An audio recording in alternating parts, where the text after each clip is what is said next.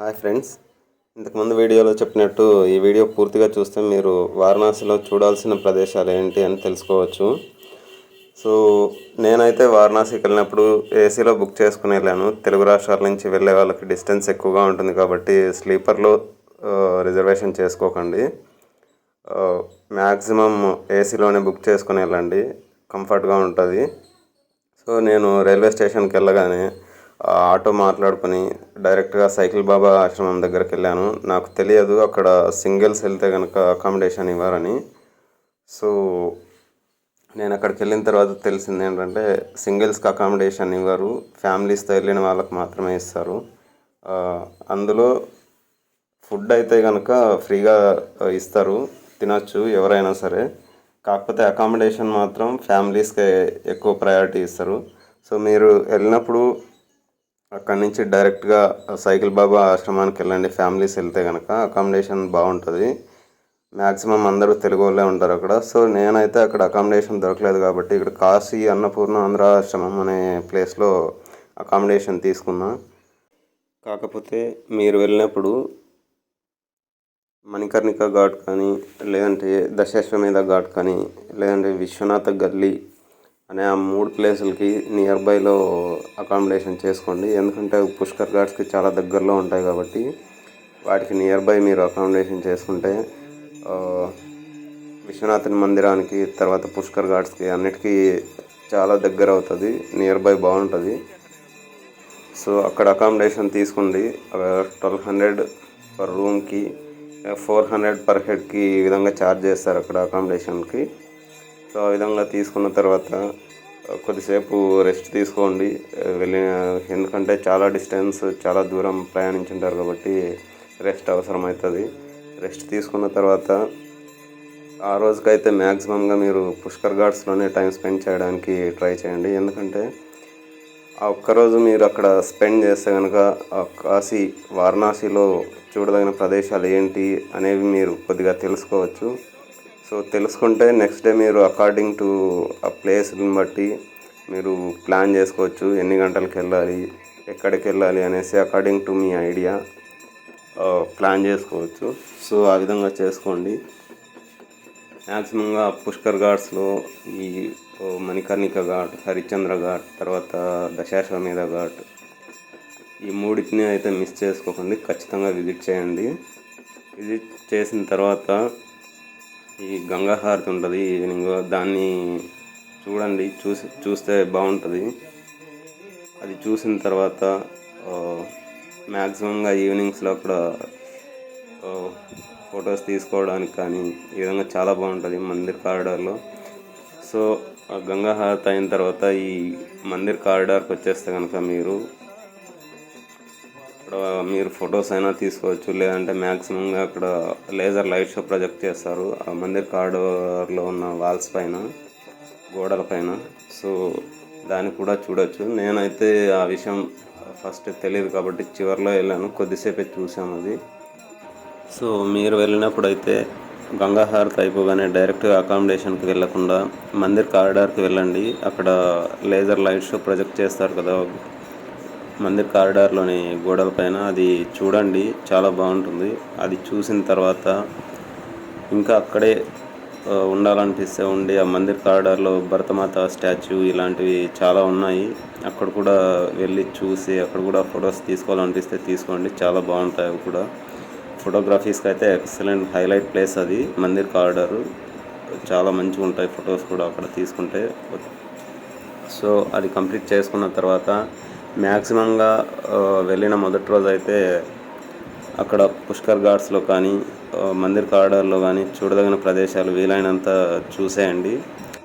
ఎందుకంటే మరుసటి రోజు మీరు కాలభైరవుని దర్శనానికి వెళ్ళాల్సి ఉంటుంది. ఎందుకంటే కాశీ క్షేత్ర పాలకుడు కాలభైరవుడు కాబట్టి మొదట ఆయన దర్శనం చేసుకున్న తర్వాతనే కాశీ విశ్వనాథుని దర్శనానికి వెళ్ళాలి. సో మీరు అర్లీ మార్నింగ్ అక్కడికి వెళ్తే క్రౌడ్ తక్కువ ఉంటుంది, త్వరగా వచ్చేయచ్చు కాలభైరవుని దర్శించుకొని. తర్వాత పుష్కర్ ఘాట్స్ వద్దకి వచ్చి అక్కడ గంగా స్నానం ఆచరించి గంగాజలం తీసుకొని ఆ గంగాజలం పట్టుకొని మీరు కాశీ విశ్వనాథుని దర్శనానికి వెళ్ళచ్చు.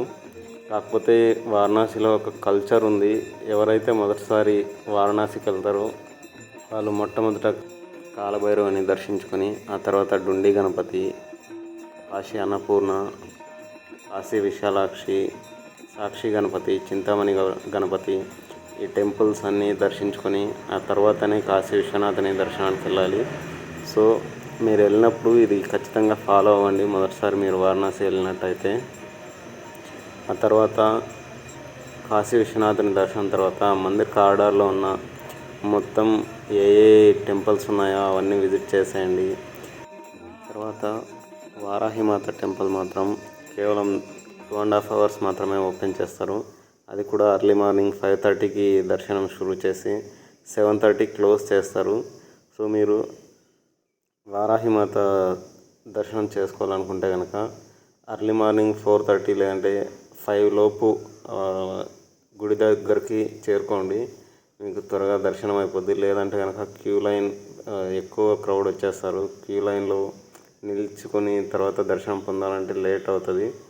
సో వారాహిమాత టెంపుల్కి మాత్రం వీలైనంత ఆ టైం స్లాట్ తెలుసుకొని ఆ టైం స్లాట్ ప్రకారం వెళ్ళిపోండి ఎర్లీగా. సో అది కంప్లీట్ చేసుకున్న తర్వాత ఇక వారణాసిలో మిగిలిన ప్రదేశాలు మిగిలిన దేవాలయాలు ఏవైతే ఉన్నాయో వాటన్నింటినీ విజిట్ చేయండి. ఇంపార్టెంట్గా కేదారేశ్వర్ మందిర్, సంకట్ మోచన్ హనుమాన్ టెంపుల్, తులసి మందిర్, ఆ తర్వాత అగ్నిదేవ్ మందిర్, తర్వాత దుర్గా కుండని, తర్వాత సారనాథ్ బుద్ధిస్ట్ టెంపుల్ ఇవన్నీ కూడా చాలా హైలైట్గా ఉంటాయి దేవాలయాలు. ఏ ఒక్కటి మిస్ చేసుకోకండి. అందులోనే మృత్యుంజయ మహాదేవ్ టెంపుల్ కూడా ఉంటుంది. సో అది కూడా మిస్ చేసుకోకండి, అది కూడా చూడండి. అది చూసిన తర్వాత ఇంకా టైం ఉంటే కనుక మీకు భారత్ మాతా టెంపుల్కి వెళ్ళండి. చాలా బాగుంటుంది అక్కడ కూడా. ఆ తర్వాత అశోక్ చక్ర స్తూపం అవి కూడా ఉంటాయి, ఆ మ్యూజియం కూడా వెళ్ళండి. అవన్నీ విజిట్ చేసుకున్న తర్వాత ఇంకా మీరు పుష్కర్ ఘాట్స్లో ఇంకా చాలా ఉన్నాయి చూడాల్సినవి. అవన్నీ కూడా వీలైతే చూసిరండి ఎక్కువ సమయం ఉంటే కనుక. ఇందులో నేను ఏ టెంపుల్స్ ఏ ప్లేసెస్ అయితే చెప్పానో అవి కాకుండా మరికొన్ని ప్లేసెస్ ఉన్నాయి. అది మొత్తం లిస్ట్ చేసి నేను ఇందులో యాడ్ చేశాను. మందిర్ కారిడార్లో ప్లేసెస్ సపరేట్, తర్వాత వారణాసిలో చూడాల్సిన ప్లేసెస్ సపరేట్గా యాడ్ చేశాను. ఆ లిస్ట్లో ఉన్నవి కూడా మీరు విజిట్ చేయండి, చాలా బాగుంటాయి. నేను కొన్ని మిస్ చేసుకున్నాను నాకు టైం లేక. సో మీరు వెళ్ళినప్పుడైతే మీరు ఏవి మిస్ చేసుకోకండి. నేనంటే ఫస్ట్ టైం వెళ్ళాను, నాకు ఎవరు చెప్పలేదు, నేను ఇలాంటి వీడియోస్ కూడా చూడలేదు కాబట్టి ప్లేసెస్ తెలియక కొన్ని మిస్ చేసుకున్నా. నేనైతే మీకు ఇక్కడ అన్ని ప్లేసెస్ కూడాను మెన్షన్ చేశాను ఇంపార్టెంట్వి. సో ఏ ఒక్కటి మిస్ చేసుకోకండి. అందులోనూ నేను ఎక్కడెక్కడైతే ఈ ఫోన్స్ అలో చేశారో, ఫోటోగ్రఫీస్కి ఎక్కడైతే అలో చేశారో అక్కడ ఆల్మోస్ట్ పిక్స్ తీశాను, వీడియోస్ కూడా కొన్ని తీశాను. అవి మొత్తం ఇందులో యాడ్ చేశాను. దానిపైన మెన్షన్ కూడా చేశాను ఏ ప్లేస్లో ఏ పిక్ తీశాను, ఏ ఫోటోగ్రఫీస్ ఎక్కడ తీశాను అనేది కూడా ఇందులో మెన్షన్ చేశాను. సో మీరు ఈ పూర్తి వీడియో చూస్తే కనుక టోటల్గా అన్ని డీటెయిల్స్ తెలుస్తాయి. సో ఎక్కడా స్కిప్ చేయకుండా మీరు పూర్తిగా ఈ వీడియోని చూడండి. చూసిన తర్వాత ఈ వీడియో ఎలా అనిపించిందో కూడా చెప్పండి కామెంట్స్లో. సో ఇప్పటి వరకు ఈ వీడియోలో వారణాసిలో మందిర్ కారిడార్లో ఏ ప్రదేశాలు, ఏ దేవాలయాలు ఏ విధంగా దర్శించుకోవాలి అనే దాని గురించి చెప్పాను. సో ఇప్పుడు ఏ టెంపుల్లో పరిస్థితులు ఏ విధంగా ఉంటాయో అని చెప్తా. ఇది కాలభైరవ టెంపుల్లో అయితే కనుక మొబైల్స్ అలో ఉంటాయి, కాకపోతే ఫోటోగ్రఫీస్ ప్రాహిబిటెడ్, నాట్ అలౌడ్. అయినా సరే కొద్దిగా నేను మీకు చూపించాలని తీసాను ఇది చిన్న వీడియో. ఆ తర్వాత సంకట్ మోచన్ హనుమాన్ టెంపుల్లోకి మొబైల్స్ అలో ఉండవు, కాకపోతే టెంపుల్ అయితే చాలా హైలైట్ ఉంటుంది.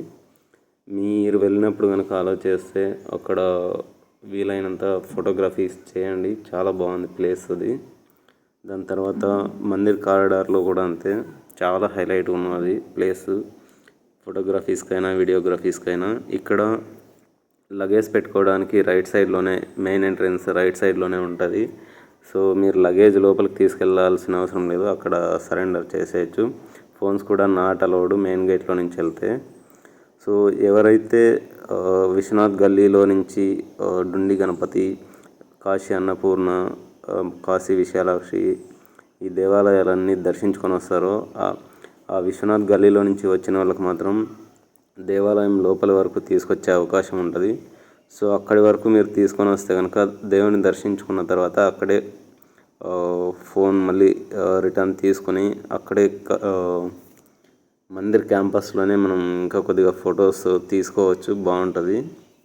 నేనైతే లోపలికి తీసుకెళ్ళలేదు కాబట్టి ఫొటోస్ ఎక్కువగా తీసుకోలేదు లోపల. సో ఇది ఇప్పుడు మీరు చూస్తున్నదైతే కాశీ అన్నపూర్ణ అన్నదాన సత్రం. ఎనీ టైం భోజనాలు పెడుతుంటారు, బాగుంటుంది. మీరు వెళ్ళినప్పుడు ఇక్కడ భోంచేయండి అన్నప్రసాదం.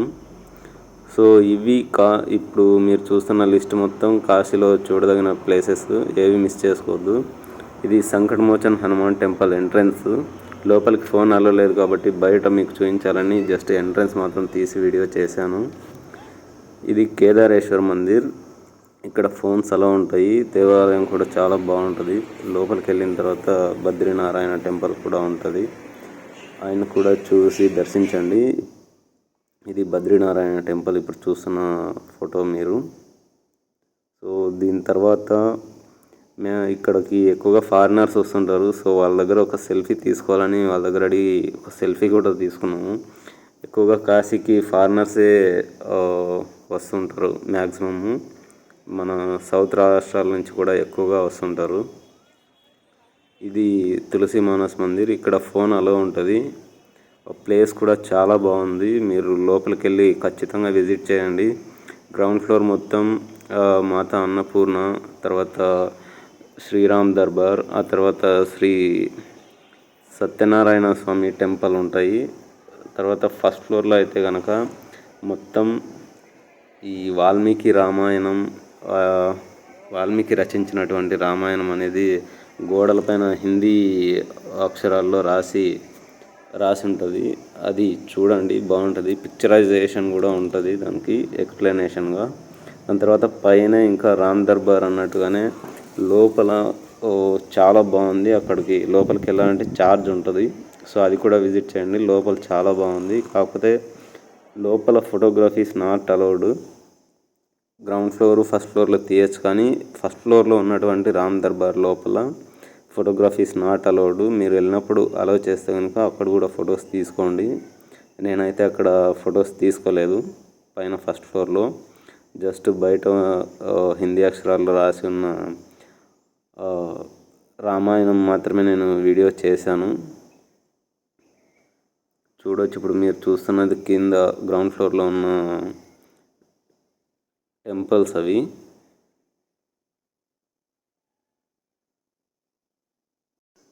సో వారణాసిలో ఉన్న ఈ టెంపుల్స్ అన్ని విజిట్ చేసేందుకోసం ఆటోని మాట్లాడుకున్నాం. ఆల్మోస్ట్ వాడు 1000 అడిగాడు, మేమైతే 600కి మాట్లాడేసాం. సో మీరు వెళ్ళినప్పుడు ఎన్ని టెంపుల్స్ చూపిస్తాడో దాన్ని బట్టి మీరు బార్గెన్ చేసుకోండి.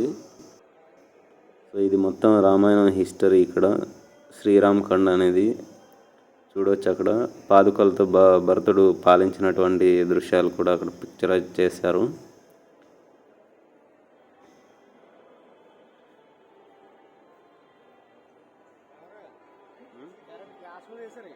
చూడవచ్చు, ఇది జటాయు రావణుడు సీతని తీసుకెళ్ళినప్పుడు జటాయు పోరాడినటువంటి దృశ్యాన్ని కూడా అక్కడ పిక్చరైజ్ చేశారు.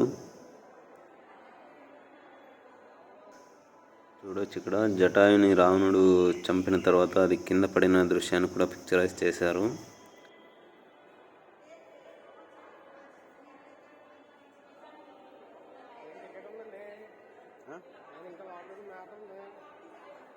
టికెట్ ఉంటే కొద్దాం.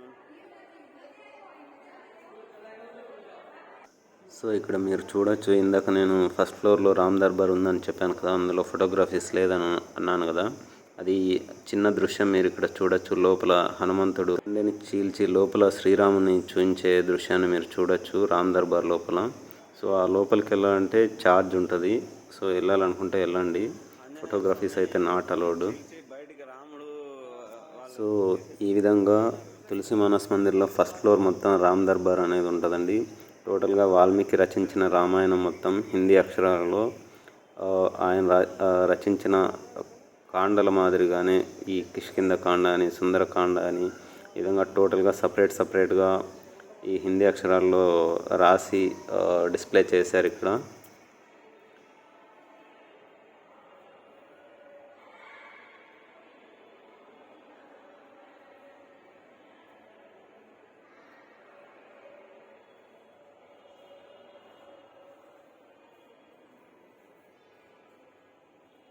ప్రైవేట్ టెంపుల్స్ ఉన్నట్టుందంతా. సో తులసి మానస్ మందిర్లో ఫైనల్గా మీరు ఇక్కడ చూడొచ్చు ఈ దృశ్యాన్ని. రావణ సంహారం తర్వాత బ్రాహ్మణ హత్య పాతకాన్ని పోగొట్టుకోవడానికి రామేశ్వరంలో రాముడు సీత కలిసి శివలింగాన్ని ప్రతిష్ఠించడం కూడా, ఆ దృశ్యాన్ని కూడా మీరు చూడొచ్చు ఇక్కడ.